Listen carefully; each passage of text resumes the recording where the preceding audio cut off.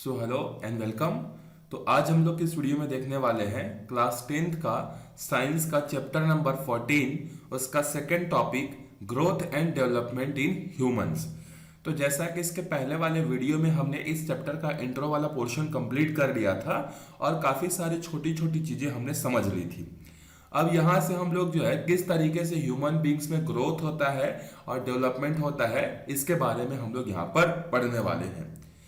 You may have observed infant growing up and wondered how a small child grows into a big individual. आपने एक चीज देखा होगा, जैसे अपने आसपास जो है कोई बच्चे पैदा होते हैं, तो जब बच्चे का बर्थ होता है तो उसका शेप और साइज क्या होता है, बहुत ही ज्यादा छोटा होता है। छोटे छोटे हाथ होते हैं, छोटे छोटे फिंगर्स होते हैं, पैर भी छोटे होते हैं, लेकिन फिर धीरे धीरे टाइम के साथ उसको क्या होने लगता है, ग्रोथ होने लगता है और फिर काफी बड़ा इंसान जो है बन जाता है। तो ये सब चीजें कैसे होती हैं, क्या क्या फैक्टर है जिसको अफेक्ट करती हैं, उसको समझने के लिए यहां पर आपको एक एक्टिविटी दिया हुआ है। देखो, find out the length of palm and height of any child in your house और in the neighbourhood as well as that of you. आपको क्या करना है, आपके घर में अगर कोई बच्चा है, अपने पड़ोसी में कोई बच्चा है, तो उसके हाथ की लंबाई और पैर की लंबाई को आपको क्या करना है, नापना है। मतलब उसके पाम मतलब उसके हाथ और हाइट को उसके मेजर करना है और अपने पाम और अपने हाइट को मेजर करना है। और यहां पर एक टेबल दिया हुआ है, इस टेबल को आपको उस डिटेल्स लेकर फिल करना है। जैसे जो बच्चे की जो हाइट है वो कितनी है, वो उसको मेजर करोगे, आपकी हाइट कितनी है, उस बच्चे का पाम का लेंथ कितना है, आपका कितना है, फिर दोनों के हैंड का रेशियो निकालोगे। H1 मतलब स्मॉल चिल्ड्रन का हाइट, H2 मतलब आपका हाइट। तो यहाँ पर उसके बाद दोनों के लेंथ में निकालोगे, पाम का लेंथ, बच्चे के पाम का लेंथ और आपके पाम का लेंथ, फिर लेंथ और हाइट का, फिर लेंथ और हाइट का, मतलब इस पाम लेंथ और हाइट का निकालोगे। ये सब डेटा जब आप निकालोगे तो आपको बहुत सारी चीजें पता चलेंगी। जैसे वो जो बच्चा है उसकी हाइट और आपके हाइट में बहुत बड़ा डिफरेंस है, उसके पाम के लेंथ और आपके पाम के लेंथ में भी बहुत बड़ा डिफरेंस है। उसका पाम का जो लेंथ है वो छोटा है, जबकि आपके पाम का लेंथ क्या है, बड़ा है। लेकिन जब आप देखोगे कि उसी बच्चे का लेंथ ऑफ पाम और उसी बच्चे का हाइट का जब रेशियो निकालोगे और आपका जब length of palm and height निकालोगे तो आपको इन दोनों में ज्यादा डिफरेंसेस नहीं दिखेंगे, ठीक है। और इससे एक और चीज आपको पता चलेगी कि जो पाम है उसका जो ग्रोथ होता है वो हाइट के कंपैरिजन में कम होता है। जैसे पहले छोटा बच्चा रहा होगा मान लो, तो उसका पाम का लेंथ इतना बड़ा होगा।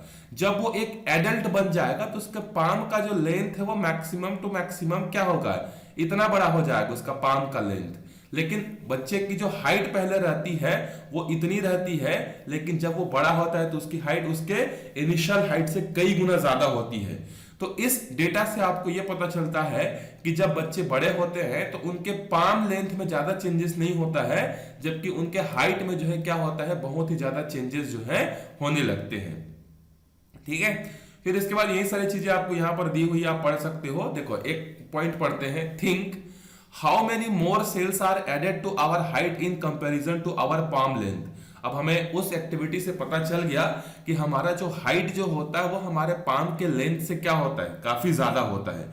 तो क्या आप ये सोच सकते हो कि आपके हाइट को बढ़ाने के लिए जो है और आपके पाम को बढ़ाने के लिए कितने सेल्स की जरूरत पड़ी होगी? तो ऑब्वियस सी बात है, आपके हाइट को बढ़ाने के लिए पाम के कंपैरिजन में ज्यादा सेल्स की जरूरत पड़ी होगी, तभी तो आपका हाइट ज्यादा ग्रोथ हुआ है ना। किसी भी चीज में ग्रोथ कब होता है, जब उसमें क्या होंगे, जो आपके पास सेल्स जो होंगे ज्यादा होंगे, तो हाइट पे ज्यादा सेल्स लगेंगे। There are two different types of data that we collect and compare with the help of this table. One, the ratio of two different parts of our body, that is length of palm and height, which indicates that part of body are in the particular proportion that varies slightly according to the age.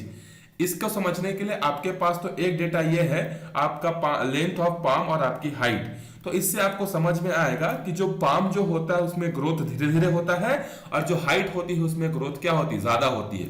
तो हमारे body में बहुत सारे ऐसे parts होते हैं, कुछ parts में जो ग्रोथ जो होता है काफी ज्यादा होता है, काफी तेजी से होता है। कुछ पार्ट्स ऐसे होते हैं जहां पर ग्रोथ जो है बहुत धीरे धीरे जो है होता है। The other is data that gives an idea about the rate of growth of different parts of the body. और दूसरा डेटा हमें यह बताता है कि हमारे बॉडी के जो पार्ट्स होते हैं वो किस रेट से बढ़ते हैं। जैसे बच्चों की जो हाइट होती है उनका जो वेट होता है वो ज्यादा तेजी से बढ़ता है, लेकिन उनके जो टीथ आते हैं, जो उनके जो दांत आते हैं वो बहुत धीरे धीरे ग्रो करते हैं। ठीक है, तो ऐसा होता है।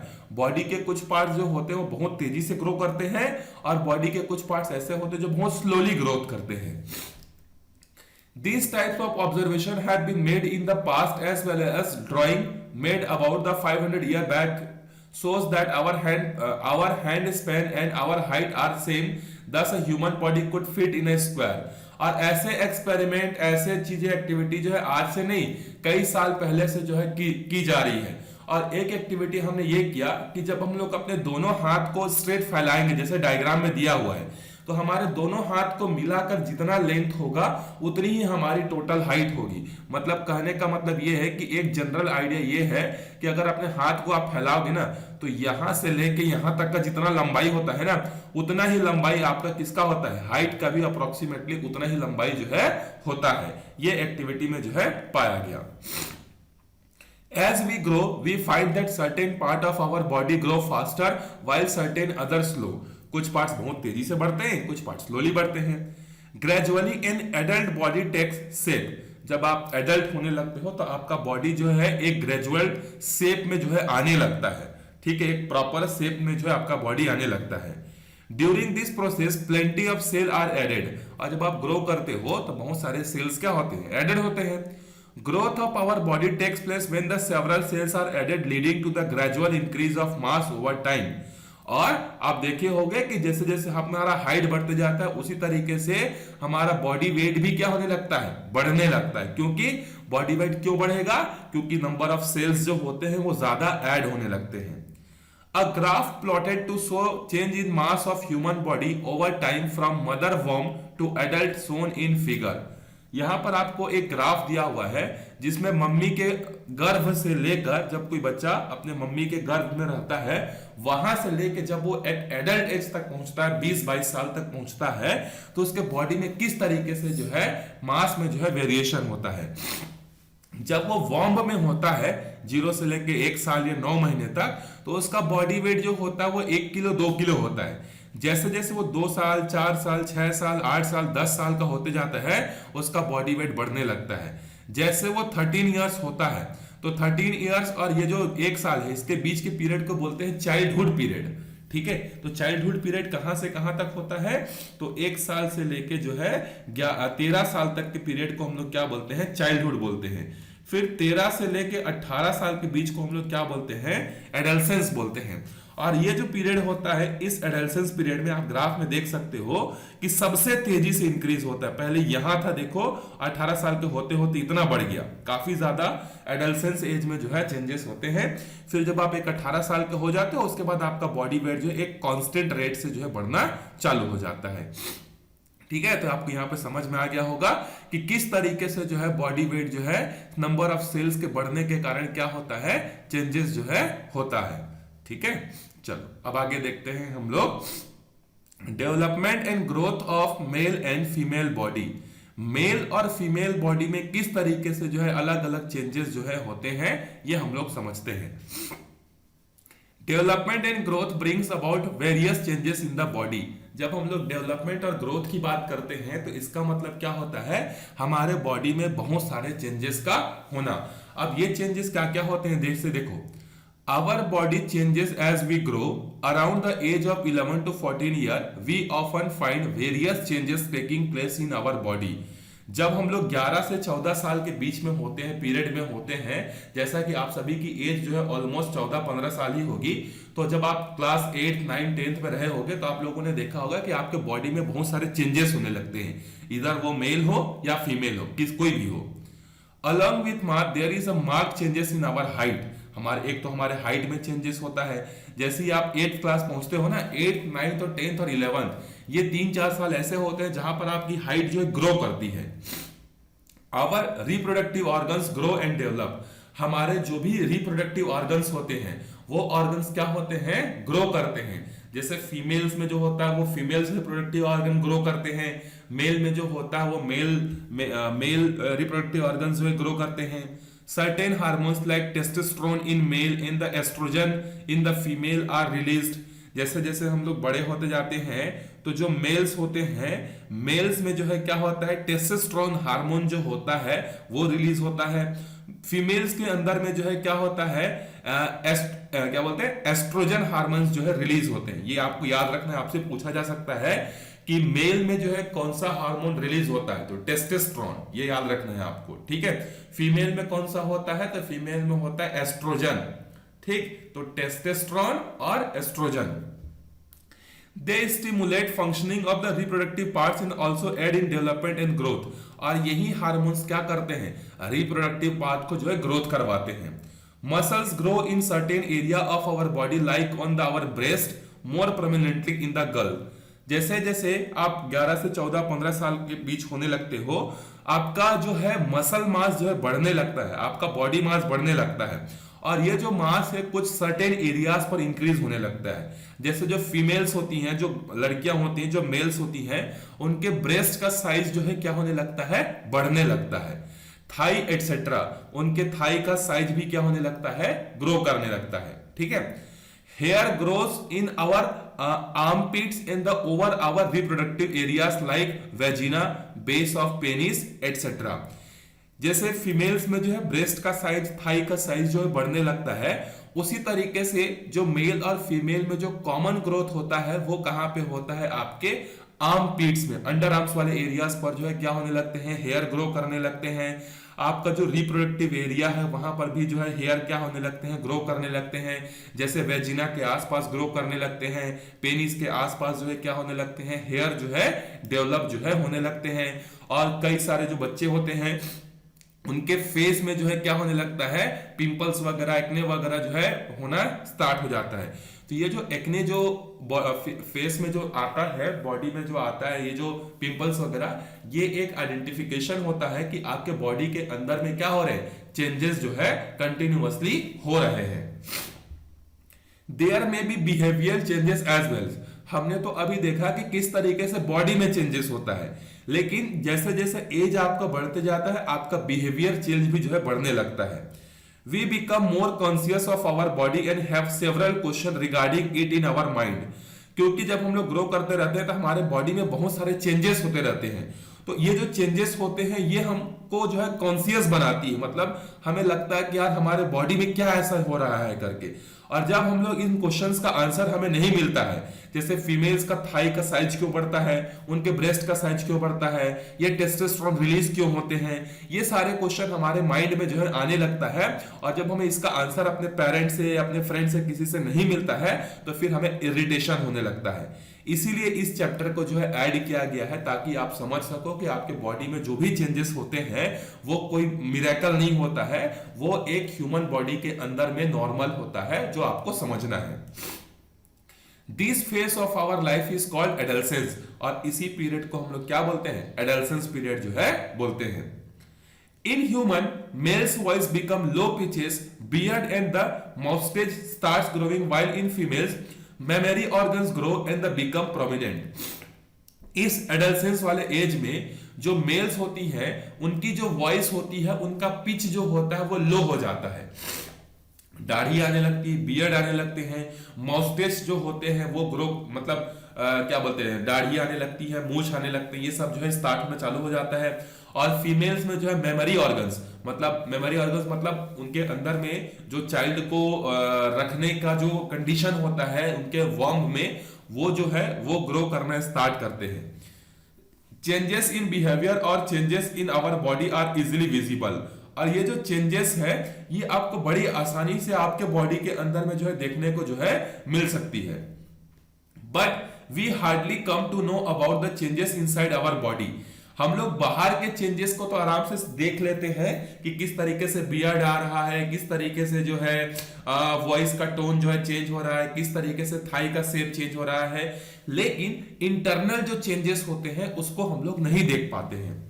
As for example, we know that a child develops in the womb, but we don't know about the changes that takes place inside it, other organs of the female reproductive system. जैसा कि हमें पता है कि जो females जो होती है उनके वॉर्म में जो होता है वो बच्चा रहता है, लेकिन वो बच्चा ग्रोथ कैसे करता है, वहां पर उसमें कैसे चेंजेस होने लगते हैं, फीमेल रिप्रोडक्टिव सिस्टम जो होता है वो किस तरीके से बच्चे के डेवलपमेंट के लिए प्रिपेयर करता है अपने आप को, ये सारी चीजें हम लोगों को बाहर से देखने को नहीं मिलती है। We would have to know more about our reproductive parts, इसीलिए हमें अपने रिप्रोडक्टिव पार्ट्स के बारे में और भी ज्यादा जानने की जरूरत है कि वहां पर किस तरीके से एडल्सेंस पीरियड में जो है इंटरनल चेंजेस जो है होते हैं। तो यहां पर देखो एक फिगर आपको दिया हुआ है, ये जो फिगर है इसी के बारे में हमें डिटेल से पढ़ना है। ये मेल रिप्रोडक्टिव सिस्टम का डायग्राम है और एक फीमेल रिप्रोडक्टिव सिस्टम का जो है डायग्राम है। आपको क्या करना है, एग्जाम पॉइंट ऑफ व्यू से आपको इस डायग्राम की जो है प्रैक्टिस करनी है, मेल्स के भी और फीमेल्स के भी। और यहां पर जो भी पार्ट्स हैं जैसे ब्लैडर हो गया, प्रोटेस्टेड ग्लैंड्स हो गया, पेनिस हो गया, यूरेथा हो गया, और यहां पर फीमेल्स में जो एवेरी हो गया, यूटेरस हो गया, कार्लिक्स हो गया, वेजिना हो गया, ये सब नाम भी आपको याद रखने हैं, ठीक है, क्योंकि ये नाम आपको पूछेगा वहां पे नोमेनक्लेचर करने के लिए।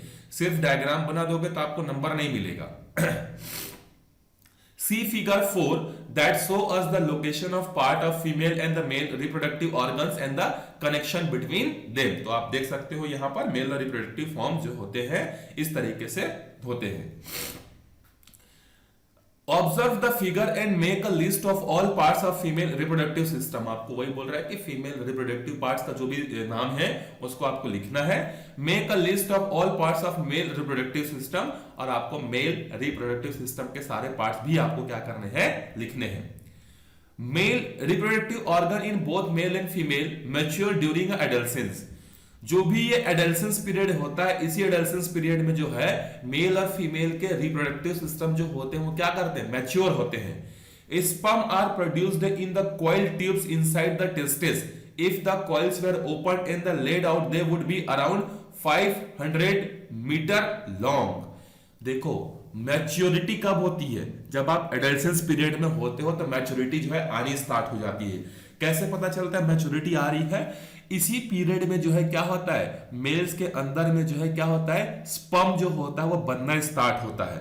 और ये जो स्पर्म जो होता है वो कॉइल्स के अंदर में जो है रहते हैं, और अगर इस कॉइल्स को हम लोग ओपन करें तो हमें 500 मीटर तक के लंबा जो है स्पर्म जो है मिलेगा। मतलब स्पर्म जो होता है वह किस शेप में होता है, यहां पर इस तरीके से डार्क रहता है, फिर यहां पर एक टेल रहता है। तो इस तरीके से अगर हम लोग सारे स्पर्म को अगर हम लोग ज्वाइन करें तो हमें 500 मीटर लंबा जो है क्या मिलेगा, एक रस्सी जैसा हमें मिल जाएगा।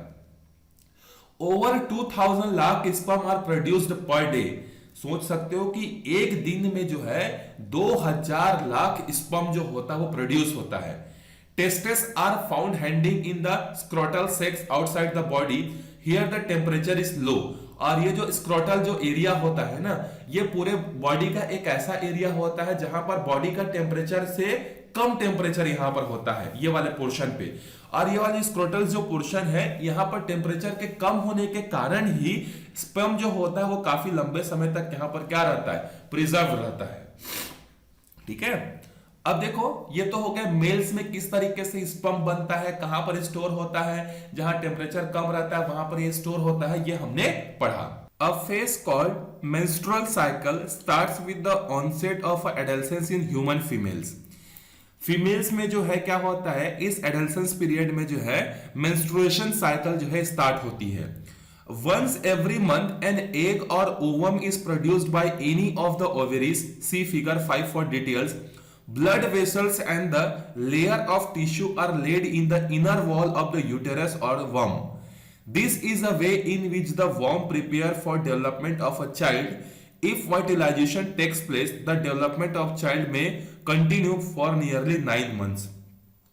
ये जो एडल्सेंस पीरियड जो होता है, इस एडल्सेंस पीरियड में क्या होता है कि जो फीमेल्स जो होती हैं, फीमेल्स के अंडर में जो है क्या होने लगती हैं, उनमें जो है कुछ चेंजेस होने लगते हैं। चेंजेस लाइक उनके अंदर में जो है यहाँ पर जो है ब्लड जो होती है, जिसको हम लोग बोले मेंस्ट्रुअल साइकिल जो होता है वो जो है स्टार्ट होता है। ठीक है, अब ये मेंस्ट्रुअल साइकिल क्या होता है, तो जिस तरीके से जो मेल्स होते हैं उसके अंदर में स्पर्म बनता है, उसी तरीके से फीमेल्स के अंदर में जो है एग्स बनते हैं। ठीक है। और ये एग्स जो होते हैं ये कहां पे बनते हैं, ओवेरीज पे जो है बनते हैं। अब जब ये एग्स बनते हैं तो इन एग्स को जो है चाहिए रहता है स्पर्म, ठीक है, क्योंकि एग्स जो होते हैं वो स्पर्म की तलाश में रहते हैं। और जब इनको सही समय पर जब मेल और फीमेल के बीच में आपस में जब फिजिकल कांटेक्ट होगा, तो जब इनका फिजिकल कांटेक्ट होगा तो जब मेल का स्पर्म जो है जब फीमेल के अंदर में जाएगा और जब उनके एग्स के साथ कांटेक्ट में आ जाएगा तो ये जो मेंस्ट्रुएशन साइकिल है ये क्या हो जाएगा, ये मेंस्ट्रुएशन साइकिल रुक जाएगा। और यही पहचान होती है, जैसे आप लोग मूवी वगैरह में देखे होंगे ना कि अचानक से जो हीरोइन जो होती है वो हीरो को बोलती है कि मैं जो है प्रेग्नेंट हूं करके, ठीक है। तो ये सब कैसे पता चलता है, जब किसी फीमेल्स का मेंस्ट्रुएशन साइकिल जो होता है वो अगले महीने जो है नहीं आता है, तो इससे क्लियर हो जाता है कि हाँ अब उस फीमेल की एग को जो है मेल का स्पर्म जो है मिल चुका है। और जब ये मिल चुका होता है तभी जो है मेंस्ट्रुएशन साइकिल का आना जो होता है बंद हो जाता है। और ये जो 9 महीने तक जो है जब तक बच्चा पैदा नहीं होता है तब तक जो है ये और जो है नहीं आता है। This is usually for a period of about 15 months from beginning of the pregnancy। और जब प्रेगनेंसी स्टार्ट होती है तो प्रेगनेंसी स्टार्ट होने के लगभग जो है 15 महीने तक ये मेंस्ट्रुएशन साइकिल जो होती है ये नहीं आती है। अब हम लोग समझते हैं कि ये मेंस्ट्रुएशन साइकिल आता क्यों है। देखो, जो फीमेल का जो रिप्रोडक्टिव जो सेल्स होता है या एंटिटी होती है जिसको हम लोग बोलते हैं एक्स, ये एग्स जब प्रोड्यूस होती हैं तो इनको एक सर्टेन पीरियड के बाद जो है क्या होने लगता है, स्पर्म की जरूरत पड़ती है। जब इनको स्पर्म नहीं मिलता है तो वही एग्स जो होते हैं वो क्या होने लगते हैं, ब्रेक हो जाते हैं। और ब्रेक होकर जो है ब्लड के फॉर्म में जो है क्या होने लगते हैं, ये निकलने लगते हैं। लेकिन जब इन एग्स को जो है जब स्पर्म मिल जाता है तो वो एग ब्रेक डाउन नहीं होते क्योंकि स्पर्म मिल चुका है।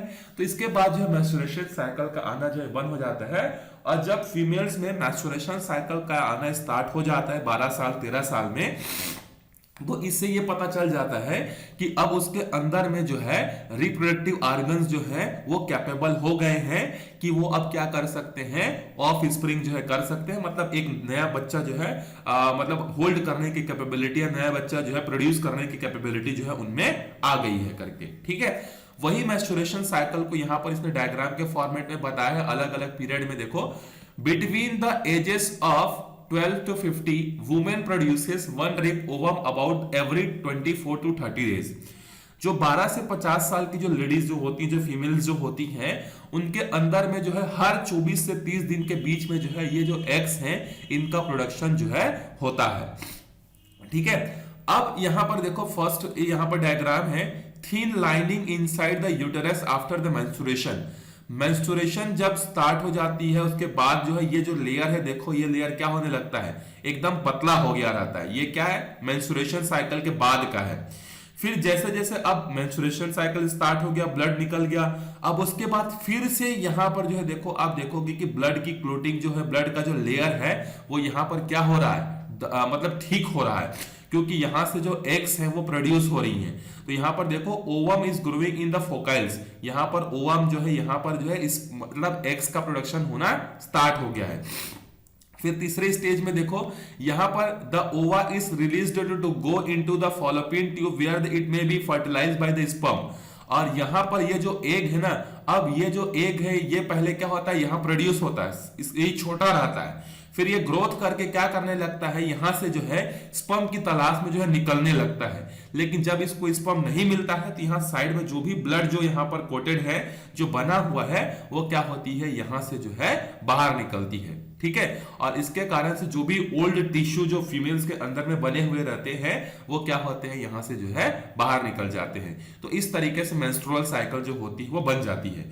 जब यहाँ का जो एग है, जब ये स्पर्म की तलाश में यहां पहुंचता है और इधर से जब जो है मेल और फीमेल के कांटेक्ट होने से स्पर्म जब यहां पहुंच जाते हैं और यहां से एग पहुंच जाता है, तो ये जो मेंस्ट्रुएशन साइकिल है ये क्या हो जाता है, स्टॉप हो जाता है, ठीक है। तो यहां पर हम लोग यहां देखते हैं, the process of fertilisation occurs via the vagina of female. अब ये जो फर्टिलाइजेशन जो प्रोसेस होता है वो कैसे होता है, फीमेल्स में वेजिना होती है उसके थ्रू होता है। Lakhs of sperm are introduce into the vaginal passage by the penis, और जो मेल का जो पेनिस होता है उस पेनिस से बहुत सारे लाख्स ऑफ स्पर्म जो होते हैं वो निकलते हैं और वेजिना के थ्रू जो है फीमेल्स के अंडर में जो है जाते हैं। They travel into the fallopian tube, और मैं बताया था ना आपको जो स्पर्म जो होता है वो ट्यूब में जो है क्या करते हैं, बहुत लंबी जर्नी जो है करते हैं, तो उस ट्यूब का नाम क्या है, fallopian tube. Where the process of fertilisation takes place, only about 1 out of the 1000 of lakhs of sperm get to meet an ovum and successfully fertilization occur। और अगर ह्यूमन मेल के पेनिस से अगर lakhs of अगर sperm निकल रहे हैं तो लैक्स ऑफ स्पर्म में एक या दो स्पर्म ही ऐसे होते हैं जो कि क्या करते हैं, वो फीमेल के एग्स तक जो है पहुंच पाते हैं, बाकी सब रास्ते में ही क्या होने लगते हैं, डिस्ट्रॉय जो है होने लगते हैं। ठीक है, तो सिर्फ और सिर्फ एक ही स्पर्म जो होता है वो रिप्रोडक्शन के लिए सफिशिएंट होता है। ठीक, सो आई होप आपको सारी चीजें क्लियर हुई होंगी, आपको जो नॉलेज चाहिए था वो नॉलेज आपको मिला होगा, क्यों आपके बॉडी के अंदर में चेंजेस होते हैं ये आपने पढ़ा होगा।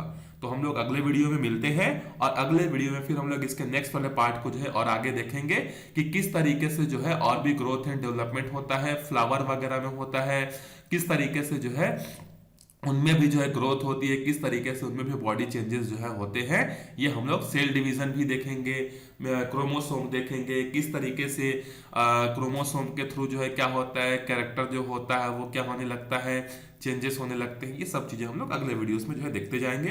तब तक वीडियो को ध्यान से पढ़िएगा, डायग्राम की प्रैक्टिस कीजिएगा, नोमेनक्लेचर भी अच्छे से कीजिएगा, वीडियो को ज्यादा से ज्यादा लोगों तक जो है शेयर कीजिएगा और प्लीज आप चैनल को जरूर सब्सक्राइब कर लीजिएगा, क्योंकि कुछ जो लोग हैं वो डेली क्या करते हैं, अनसब्सक्राइब करना स्टार्ट कर देते हैं। ठीक है, तो आपसे एक रिक्वेस्ट है कि आप चैनल को जितना ज्यादा सब्सक्राइब करोगे ये और भी जो जरूरत है जिन लोगों को इन चैप्टर्स को पढ़ने की, जो ट्यूशन अफोर्ड नहीं कर पाते हैं उनको ये हेल्प करेगा। तो प्लीज आप चैनल को जरूर सब्सक्राइब करिएगा, अपने फ्रेंड्स को भी बोलिएगा चैनल को सब्सक्राइब करने के लिए, और आपके लिए कंटिन्यूअसली जो है वीडियोस जो है आते रहेंगे। तो मिलते हैं अगले वीडियो में, तब तक के लिए बाय बाय।